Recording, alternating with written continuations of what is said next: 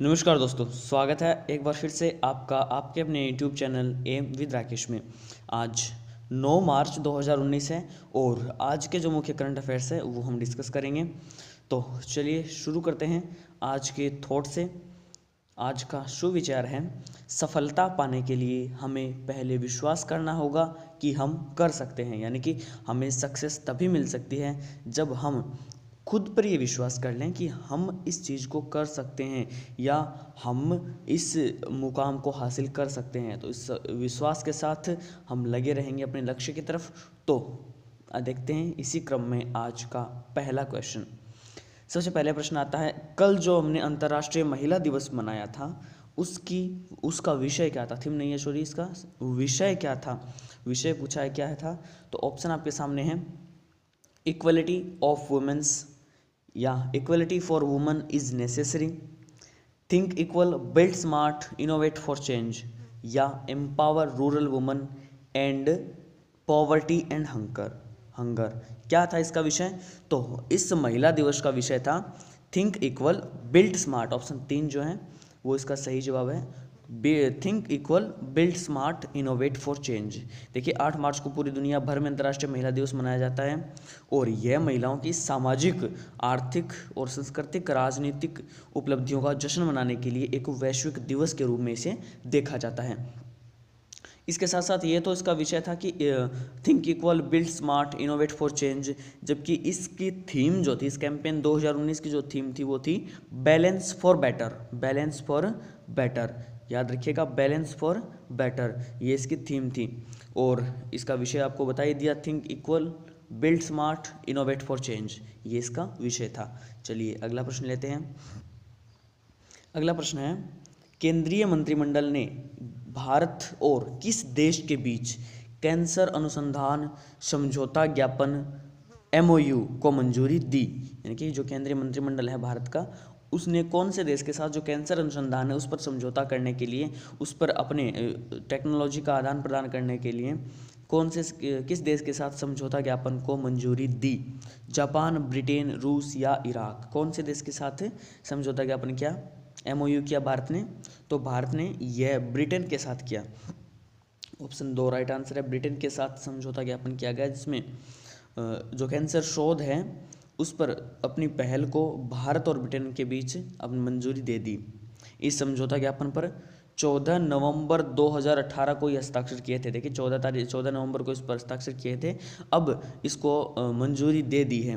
Bharat Britain cancer research पहल जो है ये उन सभी प्रमुख चुनौतियों का सामना करेगी जो भारतीय और ब्रिटेन में विशेषज्ञों को एक साथ लाकर कैंसर के मुद्दों का समाधान करती है। यानी कि जो कैंसर के मुद्दे हैं दोनों देशों के बीच में, उन सभी समस्याओं का समाधान करने के लिए ये MOU साइन किया गया है। इन सभी प्रश्नों की जो विस्तार से एक्सप्लेनेशन है वो मैंने PDF में दे दी है, तो आप वहाँ जाके पूरी एक्सप्लेनेशन पढ़ सकते हैं, आंसर चेक कर सकते हैं। तो PDF डाउनलोड जरूर कीजिएगा। चलिए तीसरा क्वेश्चन लेते हैं। अगला क्वेश्चन है, हाल ही में किस राज्य में मंत्रिमंडल समिति ने कीरू पनबिजली योजना, देखिए कीरू पनबिजली योजना, इस परियोजना का नाम है कीरू पनबिजली परियोजना, के निर्माण के लिए निवेश को मंजूरी दे दी है? कौन से राज्य के, किस राज्य के मंत्रिमंडल ने, कौन से राज्य में ये कीरू पनबिजली परियोजना का निर्माण किया जाएगा? हरियाणा, जम्मू कश्मीर, राजस्थान या उत्तर प्रदेश? कौन से राज्य में किया जाएगा?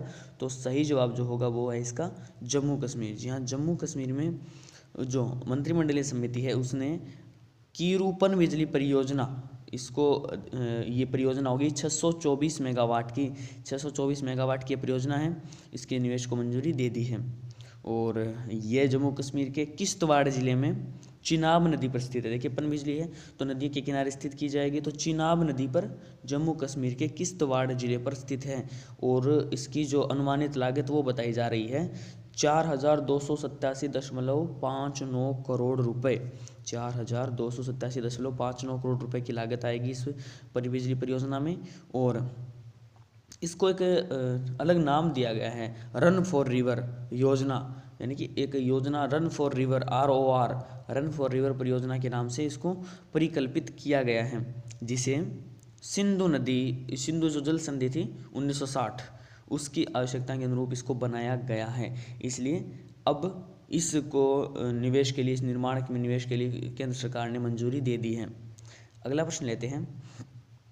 पीएम नरेंद्र मोदी ने चुनिंदा भाषणों के संकलन सबका साथ सबका विकास किसके द्वारा जारी किया गया? यानी कि जो प्रधानमंत्री नरेंद्र मोदी हैं उनके जो सारे भाषण हैं, उनका चुनिंदा जो अच्छे भाषण हैं उनको संकलन करके एक उनको एल्बम का नाम एक एल्बम बनाया गया है, सबका साथ सबका विकास। यह किसने जारी किया था? ऑप्शन रविशंकर प्रसाद, अरुण जेटली, अमित शाह, पीयूष गोयल। किसने इसको जारी किया? तो अरुण जेटली ने, श्री अरुण जेटली वित्त मंत्री जो हैं अरुण जेटली, उन्होंने इस भाषण को या भाषणों के संकलन है सबका साथ सबका विकास उसको जारी किया। और ये 8 मार्च को कल ही जारी किया गया था। और सूचना एवं प्रसारण मंत्रालय के प्रकाशन प्रभाग द्वारा इसको मतलब 5 उपखंडों में विभाजित किया गया है, 5, जो कि हिंदी और इंग्लिश दोनों लैंग्वेज में किया जाएगा। और इन पुस्तकों में देश के सभी नागरिकों को एक दृष्टि से देखने के लिए जो प्रधानमंत्री जी का दृष्टिकोण है उसको दर्शाया गया है, व्यक्त किया गया है।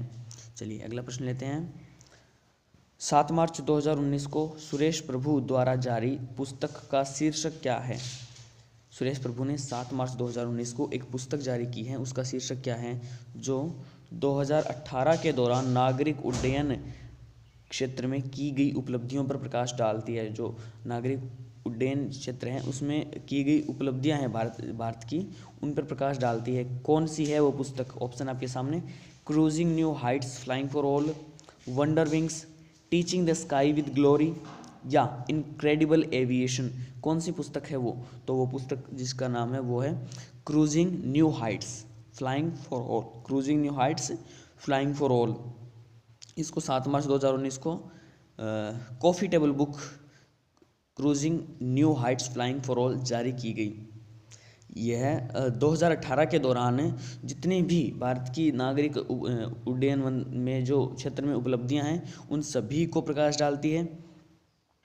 और इसके साथ साथ यह पुस्तक जो है वो drone ecosystem, road map, green aviation policy, विमानों के वित्त पोषण और पट्टे पर देने के लिए रुपया रफ्तार जैसी विभिन्न नवीन नीतिगत पहलों को भी सामने लाती है। यानी कि जितनी भी नीतिगत पहल की गई है जो एविएशन के क्षेत्र में, नागरिक उड्डयन के क्षेत्र में, उनमें जो नई तकनीकें हैं उन सभी के बारे में ये प्रकाश डालती हैं। चलिए अगला प्रश्न देखते हैं। 8 मार्च को प्रधानमंत्री नरेंद्र मोदी ने निम्नलिखित में से किस मंदिर के लिए गलियारे और सौंदर्यीकरण का शिलान्यास किया? यानी कि कौन से मंदिर के लिए उसका जो सौंदर्यीकरण करने का और उसको एक गलियारे के रूप में विकसित करने के लिए कौन से मंदिर का शिलान्यास किया? तो आपके सामने ऑप्शन है कांची कैलाशनाथ मंदिर, कामाख्या मंदिर, काशी विश्वनाथ मंदिर या महाकालेश्वर ज्योतिर्लिंग। कौन सा मंदिर है वो? तो ऑप्शन नंबर 3 काशी विश्वनाथ मंदिर। काशी विश्वनाथ मंदिर के जो गलियारे और सौंदर्यीकरण की आधारशिला रखी थी प्रधानमंत्री नरेंद्र मोदी ने 8 मार्च 2019 को वाराणसी में। ठीक है। और यह मंदिर गलियारा सभी मंदिरों की जो सुरक्षा है उनके लिए, रक्षा के लिए एक आदर्श के रूप में स्थापित भी इसको किया जाएगा। और इस गलियारे को मॉडल को तैयार करते समय जो हमारे शास्त्रों में जितने भी नियम हैं, उल्लेखित जो शास्त्र के नियम हैं, उनके अनुसार नैतिक मूल्यों को भी ध्यान में रख करके इसको बनाया गया। तो सभी मंदिरों के लिए एक आदर्श के रूप में स्थापित किया जाएगा। अगला प्रश्न लेते हैं। 7 मार्च को संयुक्त राष्ट्र विकास कार्यक्रम द्वारा किसे अपना सद्भावना राजदूत नियुक्त किया है? जो यूएन है, संयुक्त राष्ट्र विकास कार्यक्रम, यूएनडीपी, उसने अपना सद्भावना राजदूत किसे नियुक्त किया है? तो ऑप्शन आपके सामने, पद्मा लक्ष्मी, प्रियंका चोपड़ा, जोनास कमला हैरिस, इंदिरा नूई। किसको अपना सद्भावना राजदूत नियुक्त किया है? तो पद्मा लक्ष्मी को। पद्मा लक्ष्मी है, उनको यूएनडीपी ने नया अपना जो सद्भावना दूत नियुक्त किया गया है। ये जो हैं पद्मा लक्ष्मी जी, ये जो भारतीय अमेरिकी टेलीविज़न हस्ती है एक, और फूड एक्सपर्ट हैं। इनको 7 मार्च 2019 को नियुक्त किया गया क्योंकि वे असमानता और भेदभाव के खिलाफ लड़ाई और वंचितों को सशक्त बनाने की ओर ध्यान आकर्षित कर रही थी। इसलिए उनको अब सद्भावना राजदूत नियुक्त किया गया है। चलिए अगला है, रामनाथ कोविंद ने 8 मार्च 2019 को किसे मिजोरम का राज्यपाल नियुक्त किया। देखिए, मिजोरम के लिए राज्यपाल पूर्णकालिक नहीं नियुक्त किया गया है, जबकि अंशकालिक है वो नियुक्त किया है। जब तक कि स्थायी व्यवस्था नहीं हो जाती तब तक कार्यभार दिया गया, तो स्थायी राज्यपाल नियुक्त नहीं किया गया, इसको ना पढ़े, स्थायी न माने, इसको अंशकालिक ऑप्शन है। राम नाईक, जगदीश मुखी, कल्याण सिंह या मनोज सक्सेना, किसको नियुक्त किया है राज्यपाल मिजोरम का? तो जगदीश मुखी जो हैं, जगदीश मुखी, हाँ जगदीश मुखी हैं, उनको मिजोरम का राज्यपाल नियुक्त किया गया है, अस्थायी किया गया है, क्योंकि जगदीश मुखी भी वर्तमान में असम राज्य के राज्यपाल हैं, असम के राज्यपाल हैं। इन्हीं को अब मिजोरम का कार्यभार भी दे दिया गया है। तो मिजोरम के जो पहले राज्यपाल थे कुम्मनम राजशेखरम, इन्होंने अपने पद से इस्तीफा दे दिया, उसी के बाद से जगदीश मुखी को यहाँ पे नियुक्त किया गया है। और जो जगदीश मुखी अभी असम के राज्यपाल हैं, और जब तक पद पर नियमित कोई व्यवस्था नहीं हो जाती मिजोरम के लिए, तब तक वो इसके पद का प्रभार संभालेंगे। चलिए अगला प्रश्न लेते हैं। ये तो पिछला जो वीडियो था उसका उत्तर है, जो पहले पिछले वीडियो में प्रश्न पूछा था, किस राज्य के ने 6 मार्च 2019 को मुख्यमंत्री कारीगर सहायता योजना शुरू किया है? कौन से राज्य ने मुख्यमंत्री कारीगर सहायता योजना शुरू किया है? तो आप सभी का बहुत सही जवाब था, सटीक उत्तर था ओडिशा ने। ओडिशा ने जो शिल्पकारों की जो सराहना करने के लिए, शिल्पकारों को उनको मोटिवेट करने के लिए और ज़्यादा उनकी सराहना का जो कार्य था उनके लिए, मतलब अपने जीवन में उन्होंने क्या कुछ दिया शिल्पकला के क्षेत्र में, उन सभी को सराहना के लिए ओडिशा सरकार ने 6 मार्च 2019 को मुख्यमंत्री कारीगर सहायता योजना शुरू की। उन्हें ये सहायता के रूप में मासिक सहायता मिलेगी, और 10 वर्ष से अधिक अनुभव रखने वाले को 1 लाख रुपए से कम वार्षिक आय वाले शिल्पकार को 800 रुपये मिलेंगे, जबकि 80 साल से अधिक उम्र वाले जो शिल्पकार हैं उनको 1000 रुपये मासिक भत्ता मिलेगा। यानी कि जो शिल्पकार हैं उनकी आय अगर 1 लाख से कम है और वे 10 साल का अनुभव रखते हैं तो 800 रुपये प्रति माह सहायता मिलेगी, और 80 साल से अधिक के जो शिल्पकार हो गए हैं, अभी भी कार्य कर रहे हैं, उनको 1000 रुपये मासिक भत्ता इस योजना के अंतर्गत दिया जाएगा। तो काफ़ी अच्छा सराहनीय जवाब आपके थे। आज के लिए आपका प्रश्न है, सड़क आधारभूत संरचना के क्षेत्र में तकनीकी सहयोग के लिए भारत ने कौन से देश के साथ सैट समझौता ज्ञापन पर हस्ताक्षर किए? देखिए, समझौता ज्ञापन का नाम है सैट, माफ़ कीजिएगा, सैट समझौता ज्ञापन है, उस पर हस्ताक्षर किए हैं भारत ने कौन से देश के साथ? ऑप्शन आपके सामने, पोलैंड, ऑस्ट्रिया, बेल्जियम या जर्मनी। किस देश के साथ सड़क की आधारभूत संरचना क्षेत्र में? देखिए, सड़क की आधारभूत संरचना और तकनीकी सहयोग के लिए कौन से देश के साथ समझौता ज्ञापन पर हस्ताक्षर किए हैं? सही जवाब आपको कमेंट में बताना है, और बने रहिए हमारे साथ। और वीडियो पसंद आए तो प्लीज़ लाइक ज़रूर कर दीजिएगा, कमेंट करके बताइएगा। इसके साथ साथ नए हो तो प्लीज़ सब्सक्राइब कर लीजिए और बेल आइकन को प्रेस कर दीजिएगा, ताकि जब भी कोई नई वीडियो हो तो उसको आपको मिल सके। इसके साथ साथ जो पेड क्लास है UPSC की, UPSSC की, उनमें भी आप एनरोल कर सकते हैं। उनके लिए भी जो कॉन्टैक्ट डिटेल्स हैं वो डिस्क्रिप्शन में दी गई हैं, तो आप वहाँ भी जाकर के पेड कोर्सेज़ को ले सकते हैं। धन्यवाद, बने रहिए हमारे साथ। एम विद राकेश, लड़ाई एक